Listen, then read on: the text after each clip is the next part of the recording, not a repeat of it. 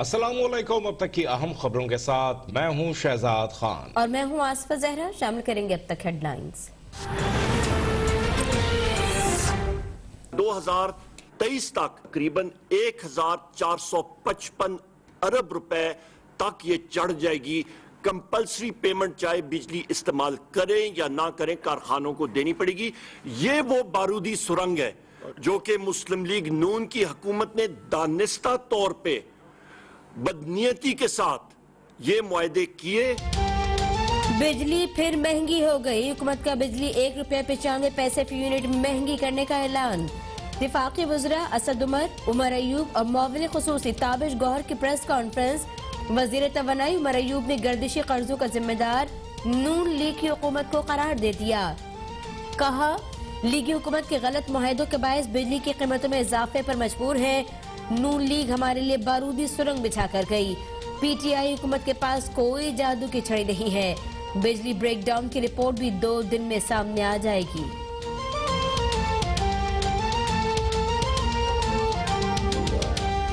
0 से 50 यूनिट जो lifeline consumers हैं, उस आज के दिन उनके बिजली के नर्ख तकरीबन 2.5 रुपए हैं और 100 यूनिट तक जो इस्तेमाल करते हैं उनके बिजली के नर्ख 6 रुपए हैं।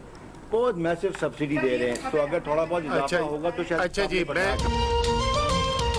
बिजली के निर्खों में अभी नहीं, आइंदा चंद साल में कमी आएगी। मुआविन खुसूसी ताबिश गौहर का कहना है, डेस्कोस की कारकर्दगी नाक़िस है। 2-3 साल में डेस्कोस की इजारादारी खत्म हो जाएगी। 3000 मेगावाट के बिजली के नए कनेक्शन लगाए जाएंगे। विफाकी वजीर असद उमर बोले, गुज़श्ता चंद माह से मईशत का पहिया तेजी से चलना शुरू हो चुका है। पिछले 6 माह में 8 बरस के दौरान पहली बार सबसे ज्यादा तरक्याती फंड इस्तेमाल हुए। एक्सपोर्ट्स बढ़ी, करंट अकाउंट सरप्लस हुआ, सनतों की पैदावार में भी इजाफा हुआ।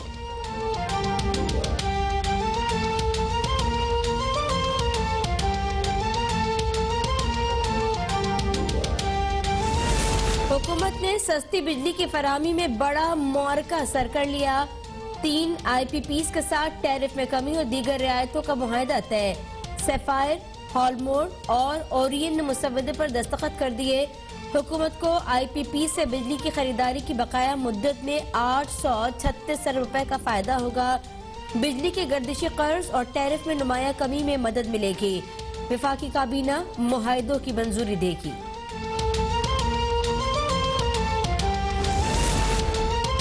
एहतसाब ब्यूरो और ब्रॉडशीट के दरमियान मुआहदा किन शराइत पर हुआ, किसने किया और मनसूख क्यों किया गया? कौमी खजाने और अवाम के साथ खिलवाड़ के हकायक सामने लाए जाएंगे। जस्टिस रिटायर्ड अजमत सईद ब्रॉडशीट इंक्वायरी कमेटी के सरबरा मुकर्रर। कमेटी के बाकी मेंबरान का तकर्रुर जस्टिस रिटायर्ड अजमत सईद की मशावरत से किया जाएगा। ब्रॉडशीट के हवाले से लंदन की अदालत के अहम निकात भी सामने आने का इम्कान।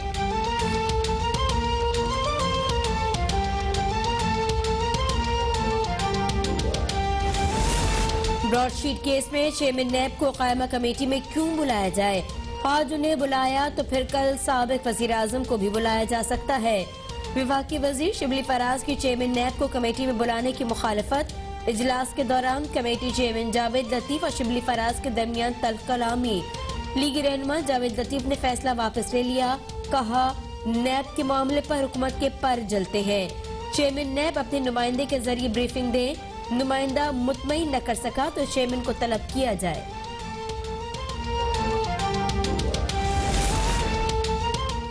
Army chief general Qamar Javed Bajwa का ISI हेडक्वार्टर्स का दौरा। DG ISI lieutenant general Faiz Hamid ने इस्तकबाल किया।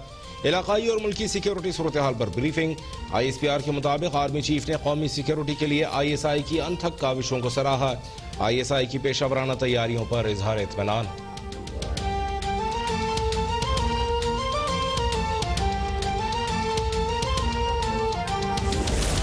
नालायक आजम समझ गया कि फॉरेन फंडिंग केस का फैसला होते ही हुकूमत और सियासत खत्म हो जाएगी।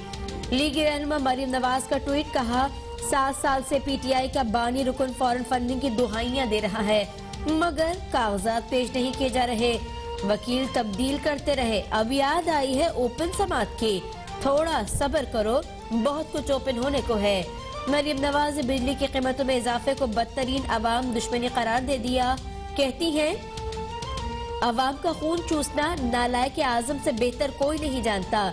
इस शख्स का वजीर आजम की कुर्सी पर गुजारा गया एक एक लम्हा अवाम पर भारी पड़ रहा है। मौलाना साहब मेरे पीर भाई हैं, वैसे ही मुश्तइल हुए हैं। मौलाना फजलुर रहमान सबसे ज्यादा खसारे में रहने वाले सियासी शख्सियत होंगी। दीनी शख्सियत की हैसियत से मैं उनका सारी जिंदगी एहतराम करूंगा। इनके मामलात जो हैं अल्टीमेटली फजलुर रहमान साहब आपके खाते में पड़ने जा रहे हैं, आप नुकसान में रहेंगे। ये बड़े समझदार लोग हैं, पहले भी आपसे हाथ हुआ, अब भी आपसे हाथ होगा। फॉरेन फंडिंग केस पानामा 2 बनेगा। मरियम नवाज की बहुत सारी मजीद जायदादें सामने आने वाली हैं। वजीर दाखिला शेख रशीद की कराची में मीडिया से गुफ्तगू। कहा, मौलाना फजलुर रहमान के साथ पहले भी धोखा हुआ, अब भी हाथ मलते रह जाएंगे। मुस्लिम लीग नून और पीपल्स पार्टी पीछे हट जाएंगी, लेकिन मौलाना हमेशा की तरह फंस जाएंगे। वजीर दाखिला का पासपोर्ट में भी चिप लगाने का ऐलान। सिंध रेंजर्स हेडक्वार्टर्स का भी दौरा। यादगार शोहदा पर फूल चढ़ाए।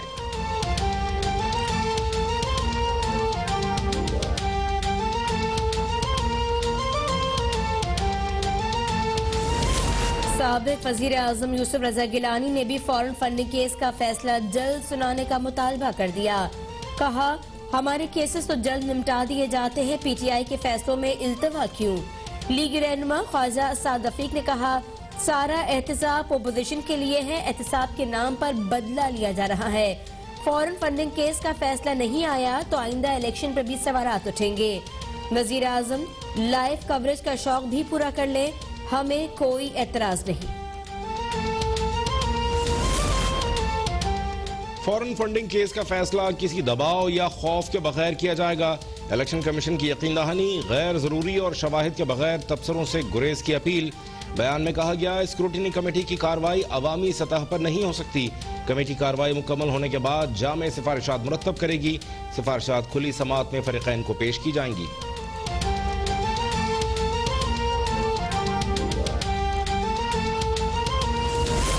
मुस्लिम लीग नून और पीपल्स पार्टी के इलेक्शन अखराजात तहलका मचाने को तैयार है। विफाकी वजीर मुराद सईद का जल्द अखराजात की तफसीलात सामने लाने का ऐलान। वजीर मवासलात की प्रेस कॉन्फ्रेंस में घनघरज। कहा, ओपोजिशन ने आज इलेक्शन कमीशन में रसीदें जमा करवानी थी। एनआरओ लीग रोज मुल्क में सर्कस लगा लेती है, मुल्क के असल मसाइल पर बहस ही नहीं हो रही। ये कुछ भी कर ले, अवाम इनको मुस्तरद कर चुके हैं।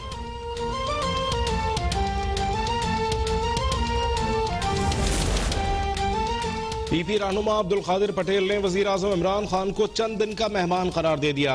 विफाकी वजीर मुराद सईद की प्रेस कॉन्फ्रेंस पर रद्द-ए-अमल। बोले, मुराद सईद की चीखें बता रही हैं कि पीएम हाउस में गड़बड़ है। कौम एनआरओ नहीं बल्कि इमरान खान का इस्तीफा मांग रही है। बदकिस्मती से वजीर आजम खुद शुगर माफिया के सरगना बने हुए हैं।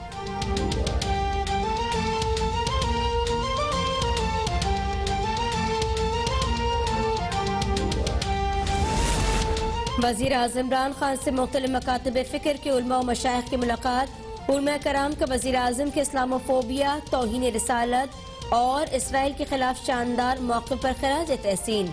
वजीर आज़म ने उम्मत मुस्लिमा के इत्तेहाद को वक्त की अहम ज़रूरत करार दे दिया। मसाइल के हल में उलमा कराम से मुशावरत जारी रखने के अज़्म का इजहार। मदारिस के निसाब में इस्लाहात से मुतालिक भी गौर।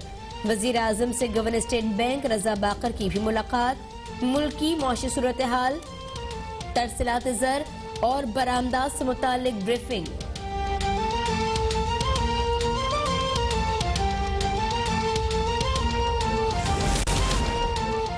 अब विरासती सर्टिफिकेट सिर्फ 15 रोज में जारी होगा। विफाकी हुकूमत ने लेटर ऑफ एडमिनिस्ट्रेशन विजारती सर्टिफिकेट लॉन्च कर दिया। नादरा के ताउन से सहूलत यूनिट कायम। वजीर आज़म ने इफ्तिताही तकरीब से खिताब में कहा, नए कानून से 40-40 साल तक चलने वाली जमीनों के केसेस जल्द हल होंगे। हमारे कानून में आसानियां नहीं हैं, मुश्किलात हैं। पाकिस्तान में पैसे वाले लोगों के लिए कोई मसला नहीं होता। इंतजार कर रहा हूं कि खवातीन से मुताल्लिक विरासत का ऐसा कानून बनाया जाए जिसमें खवातीन को अज़ खुद हिस्सा मिले।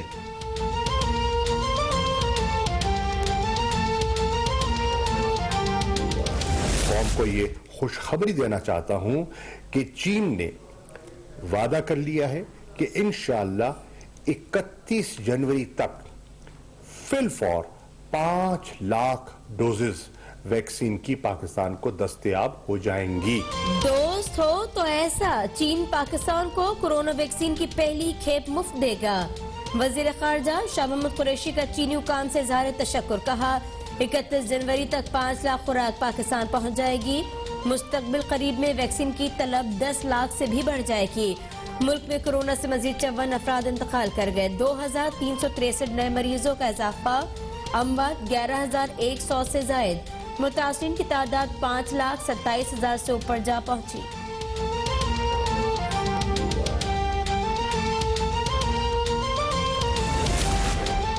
कराची में JUI का इसराइल नामंजूर मिलियन मार्च, मज़ार कायद के करीब जलसागाह में PDM पार्टीज की भी शिरकत।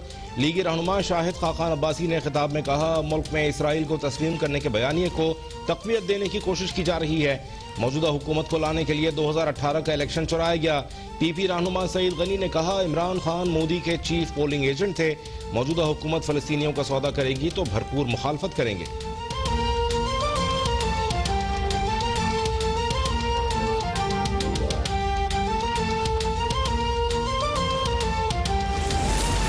मौलाना फजलुर रहमान कुछ भी कर लें, अपनी डूबती कश्ती को इसराइल मुखालिफ नारों से नहीं बचा सकते।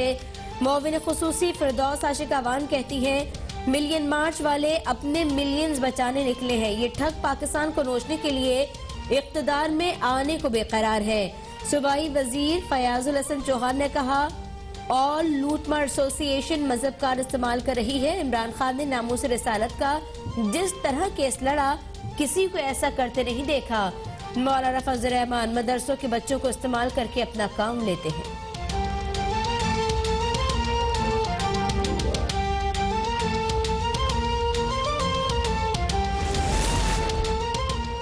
इमरान खान की हुकूमत को PDM से खतरा नहीं। जमीयत उलमा इस्लाम नजरियाती के सीनियर रहनुमा मौलाना अब्दुल कादिर लूनी की प्रेस कॉन्फ्रेंस। नैब से JUI के साबिक वज़रा की असासों की तहकीकात का मुतालबा। बोले, PDM में शामिल जमातें मुल्क को लूटने में शामिल रहीं और अब इंतशार फैला रही हैं।